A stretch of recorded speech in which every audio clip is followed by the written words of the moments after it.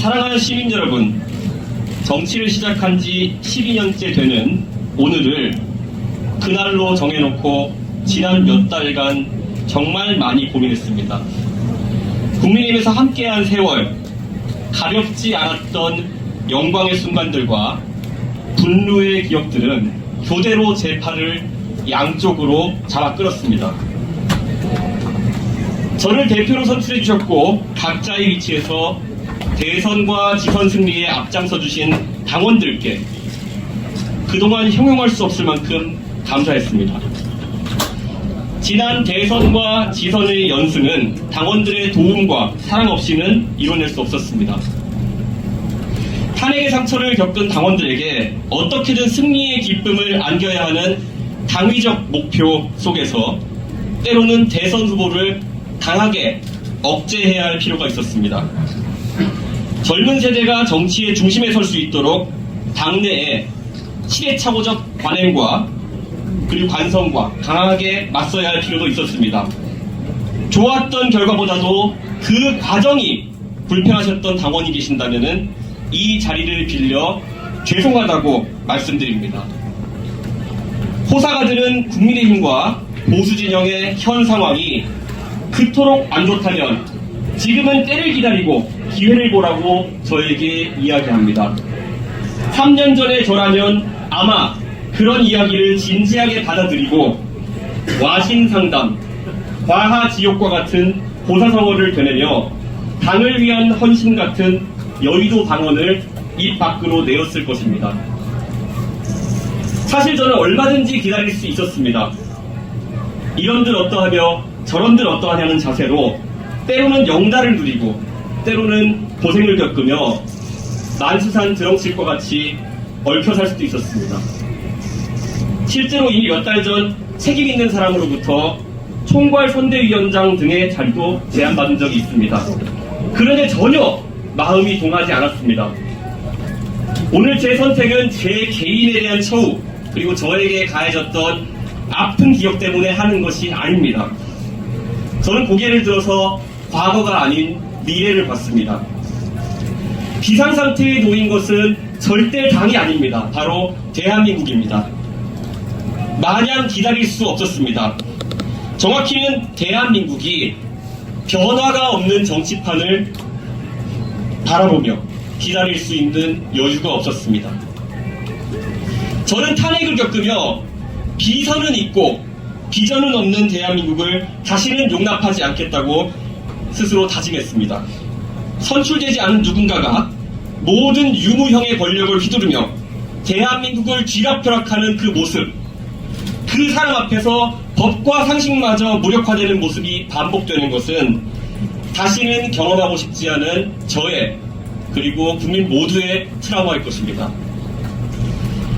저는 잠시 보수정당에 찾아왔던 찰나와도 같았던 봄을 영원으로 만들어내지 못한 스스로를 다시 한번 질책하고 반성합니다. 그들의 권력 욕을 상식선에서 대했고 진압하지 못했던 오류를 반성합니다. 모든 것이 제가 부족한 탓입니다. 저는 오늘 국민의힘을 탈당합니다. 동시에 국민의힘에 제가 가지고 있는 모든 정치적 자산을 포기하겠습니다. 과거의 영광과 유산에 미련을 둔 사람은 절대 선명한 미래를 그릴 수 없습니다. 존경하는 시민 여러분, 이제 대한민국의 공용어는 바로 미래여야 합니다. 지금도 누군가는 대한민국의 위기 속에서도 상대를 악으로 규정하고 청산하는 것을 소명이라고 생각하고 그 방향으로 시민들을 이끌려고 하고 있습니다. 하지만 마상득지, 마상치지라는 말이 있습니다.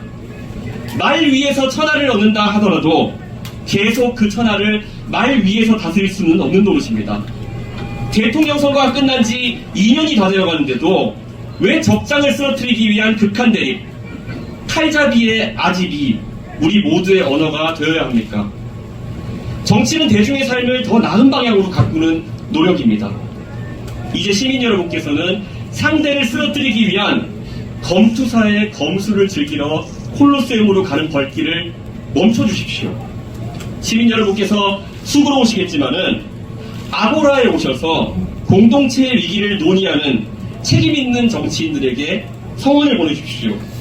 우리 이제 다 같이 자세를 고쳐 앉았으면 좋겠습니다. 진영 논리에 휩싸여서 우리 팀에 발생한 문제는 좋은 게 좋은 거지 하고 넘어가고, 그 모습에 정작 미래를 고민하는 젊은 세대는 정치를 내로남불의 장으로 보며 외면하게 되었습니다. 어제까지 우리는 학교에서 이상을 가르치면서 이상적이지 않은 현실을 강제하는 이중적인 대한민국으로 남아있어야 합니까? 참되어라 바르거라 선생님이 가르치신 대로 살면 딜레탄트가 되어서 조소를 받고, 교과서로는 민중한거인 4.19와 5.18을 가르치면서 민주주의의 근본이 무너지는 현실을 놓고 투표장에서는 차악을 선택한다는 미명하에 진영 논리를 일관합니다. 배운 대로 살지 못한다면 배워서 무엇에 쓰겠습니까? 과거 정치 군인들은 북한의 위협을 항상 강조했습니다. 그리고 비상선포를 통해서 많은 자유를 억압했습니다. 놀랍게도 소위 직업군인이라는 그들은 실제로 쿠데타를 위해 전방사단까지 동원하는 등 국가 안보를 최우선에 놓고 일을 처리하지도 않았습니다. 대통령과 당대표가 모두 군인인 시절을 겪어내고 이겨냈던 우리가 왜 다시 한번 검찰과 경찰이 주도하는 정치적 결사체 때문에 중요한 시대적 과제들을 제쳐놓고 극한 대립을 강요받아야 합니까? 시민 여러분, 여러분의 미래, 여러분의 자녀의 미래, 그리고 손자, 손녀의 미래가 단순히 조금이라도 덜 나쁜 사람에게 맡겨져야 된다고 생각해서 이 황당한 검투사 간의 랠리를 이어가는 것입니까? 그 랠리를 여러분께서 즐겨주시니까 어느 정치 세력도 미래와 대안을 놓고 더 이상 고민하지 않습니다. 생산적인 경쟁을 하지도 않습니다. 대한민국은 현재 위기입니다. 절망의 줄다리기를 하면서 대한민국이 정체된 사이 우리에게 여러 가지 거부할 수 없는 도전들이 쌓여가고 있습니다. 제가 하고자 하는 신당에서는 이러한 위기들을 정확하게 직시하고 당당하게 표 떨어지는 이야기들을 하겠습니다. 해열제와 진통제를 남발하여 이제는 주사바늘을 어디에 꽂아야 하는지도 모르겠는 대한민국의 중차대한 문제들을 솔직하게 다루겠습니다. 누군가가 또다시 콜로세움에서 상대를 빌런으로 만드는 정치를 하고자 한다면 저는 100번 고쳐 죽어서라도 그 사람의 멱살을 잡고 아고라로 다시 돌아와 다시 미래를 이야기하도록 강제하겠습니다. 몇 가지 생각나는 시급한 이야기를 해보겠습니다. 한쪽에서는 이공계 인재를 육성하겠다고 하면서 반도체 웨이퍼와 포토마스크를 흔들면서 다른 한쪽에서는 의회 정원을 3배 가까이 늘리는 것을 검토한다면 최상위급 이공계 인재들은 연구개발에 뛰어들어야 한다는 이야기입니까? 아니면 의대생이 되기 위해서 노력해야 한다는 이야기입니까? 도대체 엑셀과 브레이크를 동시에 밟으면서 고장나는 대한민국의 성장 엔진은 과연 누구의 책임이어야 합니까?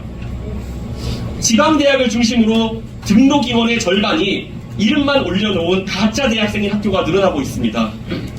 시민의 세금을 이 상황에서 대학 등록금 지원에 무조건 더 투입하겠다는 것이 과연 우리가 바라는 교육개혁입니까? 사학재단과 교원들의 표만 두렵고 시민들의 혈세가 낭비되는 것은 보이지 않는 것입니까? 저출산의 여파로 전방을 지킬 병사가 부족해졌다면 적극적인 감군 계획을 제시하는 것이 책임있는 정치의 모습일 것입니다. 감군 계획이 문재인 정부에서 나왔던 이야기라고 해서 논의조차 하지 않는다면 그것은 아집입니다. 상대에 대한 극한 부정 속에서 나온 대안이 120kg이 넘는 고도 비만자까지 군복을 입혀서 휴전선에 세워놓는 것이라면 그것이 무책임한 정치의 민낯입니다. 필로문항을 없앤다고 하면서 잘하는 학생들에게 미적분과 기하마저 수능시험 범위에서 제한다고 한다면 학생들은 줄어든 평가 범위 속에서 소위 매력적인 오답을 통해 변별력을 갖춰야 하는 것입니까? 벡터와 미적분을 고등학교에서 제대로 배우지 못하고 평가받지 못한 학생들은 해외의 이공계 인재들과 어떻게 경쟁하라는 이야기입니까? 그리고 이제 누군가 국민연금의 문제를 다룬다고 하면 또 결론은 뻔하게 더 내고 덜 받고 늦게 받는 방향으로 날 것이라고 다들 예측합니다. 이것이 해결책이지 어떻게 근본적인 연금 개혁일 수 있겠습니까? 적립식 국민연금이 저출산과 맞닥뜨려 한계에 이제 도달했고, 지금 이대로 가면 지금 연금을 납부하는 세대는 연금을 받을 수 없을 것이라는 현실을 직시하고 부가식으로 전환을 조금씩 준비하자는 그 다른 이야기를 왜 시작하지 못합니까? 대한민국의 대통령 이하 대부분의 정치인들은 위에 열거한 문제들을 해결할 수가 없습니다. 왜냐하면 정작 권력을 가진 그들은 앞으로 길어야 10년 이상 정치를 하지 않을 것이기 때문입니다. 내 임기 중에만, 내 정치 생명이 다하는 데까지만 큰일이 터지지 않도록 관리하겠다는 그들의 정치가 어떻게 미래지향적인 정치일 수가 있겠습니까? 무책임한 현재의 위정자들과 다르게 저는 제가 지금 하는 주장과 선택에 대해서 30년 뒤에도 살아서 평가를 받을 확률이 높습니다. 누가 내는 대안과 제안이 더 진실하고 절박하겠습니까? 프랑스의 마크롱이 표 떨어질 각오로 연금개혁에 몸을 던진 이유가 무엇이겠습니까? 결국 마크롱은 본인의 삶 언젠가 연금 고갈의 파고를 그대로 맞닥뜨릴 것이기 때문에 책임감 있게 진실하게 나설 수밖에 없는 것입니다. 논리와 이성은 사라지고 선악을 가르는 무부의 칼로 대한민국의 미래 비전을 써버리는 야만이 횡행하고 있습니다. 누군가는 모난 돌이 정맞는다, 절대 나대지 말고 큰 덩어리에 의지하라는 말을 저에게 할 겁니다. 오직 제가 믿는 것은 용기와 올바름의 힘입니다. 저는 일시의 영달을 위해서 그 칼날을 두려워하거나 숨쉬되지 않겠습니다. 몇 개의 의석을 만들어낼지도 모르는 확실하지도 않은 누군가의 말에 신빙성이 없고 실행이 담보되지 않는다고 생각하신다면 더 많은 의석을 만들어 주십시오. 여러분이 평생 사게 될 주식 중에서 가장 큰 수익률을 담보하는 주식은 바로 이 신당에 투자하는 지지와 성원일 것입니다. 여러분의 자녀와 손자, 손녀에게 미래지향적인 대한민국을 상속세 한 푼 없는 유산으로 남겨주십시오. 이준석이 정당을 끌어갈 돈이 있느냐, 사람이 있느냐 설왕설래합니다.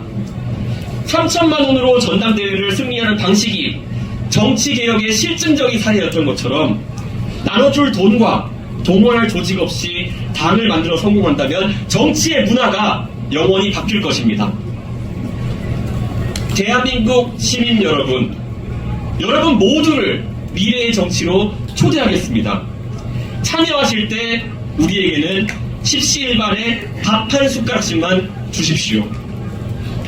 노무현 대통령에게 모인 돼지전통을 기억하는 우리가 20년이 지난 지금, 모든 것이 더 발달한 지금 왜 그 방식이 불가능하다고 생각해야 합니까? 거대 정당을 이끌어본 제가 새로운 도전을 할 때는 믿는 구석이 있는 겁니다.